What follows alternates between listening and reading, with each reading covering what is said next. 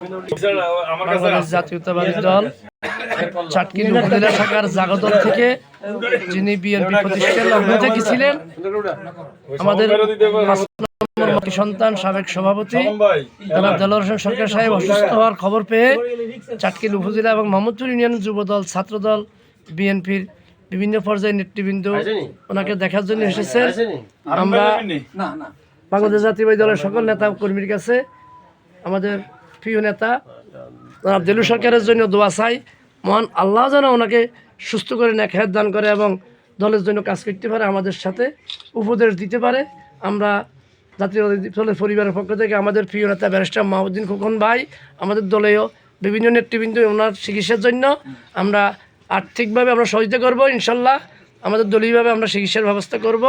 আপনারা সবাই দোয়া করবেন আমাদের প্রিয় নেতা, আর সবাই সহযোগিতা চাই। আমরা দেশ বিদেশে যারা অবস্থান করছেন, মোহাম্মদপুর ইউনিয়নের যে জাগদল থেকে আমাদের একমাত্র ব্যক্তি এখন জীবিত আছে, ওনার সুচিকিৎসার জন্য আমরা আপনাদের সকলের সহযোগিতা কামনা করি। আপনারা ইনশাল্লাহ আমরা আমাদের দলীয় নেতৃবৃন্দ যারা আছে তাদের মাধ্যমে আপনারা সহযোগিতা করবেন এবং জানাই দিবেন আমাদেরকে। ধন্যবাদ সবাইকে।